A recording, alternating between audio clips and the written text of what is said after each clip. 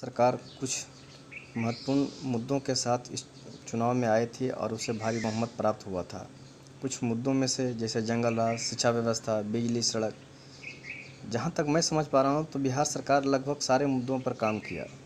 लेकिन अगर शिक्षा व्यवस्था की बात करते हैं तो जितना बर्बाद इस सरकार ने शिक्षा व्यवस्था को किया है उतना ये पिछले के सरकार भी नहीं किया।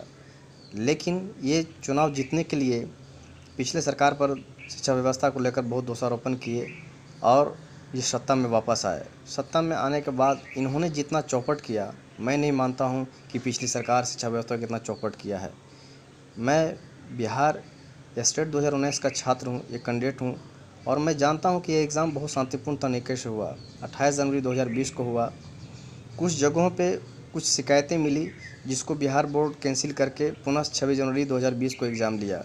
इसका मतलब है कि इस एग्ज़ाम में कहीं से भी कोई धांधली नहीं थी। अगर धांधली थी तो उसे दोबारा फिर करा के ले लिया गया और दोबारा जो एग्ज़ाम जो हुआ उसका ऑब्जेक्शन भी ले लिया गया और एक तरह से रिज़ल्ट देने के पहले एक जो होता है वो आंसर की जारी कर दिया गया। लेकिन 4-5 महीने के बाद अचानक से ये सरकार एग्ज़ाम को कैंसिल करने की बात करती है। मुझे समझ नहीं आता क्या दबाव थी, क्या मजबूरी थी कि अचानक से 5 महीने बाद परिस्थितियाँ बदल गई और ये एग्ज़ाम जो इतने तरीके से शांतिपूर्ण तरीके से हुआ, ये अचानक धांधली में बदल गया। एग्ज़ाम अगर जहाँ तक धांधली की बात है तो लोगों को याद होगा कि एसएससी इंटर का जो एग्ज़ाम हुआ था तो उस एग्ज़ाम के दरमियान ही ये धांधली की बात आई थी, बहुत जगह अनियमितता की बात आई थी, जिसके कारण एसएससी जो कमेटी बैठी थी उन्होंने इस एग्ज़ाम को उस एग्ज़ाम के दरमियान ही कैंसिल कर दिया। चलो वो बात समझ में आ गई, लेकिन आप शांतिपूर्ण तरीके से एग्ज़ाम लेते हैं।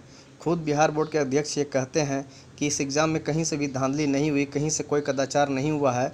जिन जगहों पर कुछ शिकायतें थीं उसे दोबारा से ले लिया गया एग्ज़ाम। फिर अचानक से क्या परिस्थिति बदल गई कि आप एग्ज़ाम को कैंसिल करते हैं? आप एक स्टूडेंट के साथ राजनीति कर रहे हैं। आप राजनीति कीजिए, लेकिन आप एक स्टूडेंट की ज़िंदगी, उसके करियर के साथ राजनीति मत कीजिए। एक स्टूडेंट जो जिस फील्ड में होता है वो उस फील्ड में जाना चाहता है। जो इस फील्ड में आ चुके हैं, जो बीएड कर चुके हैं, डीएलएड कर चुके हैं, वो शिक्षक बनना चाह रहे हैं, उससे आप अपराधी बनने पर मजबूर मत कीजिए।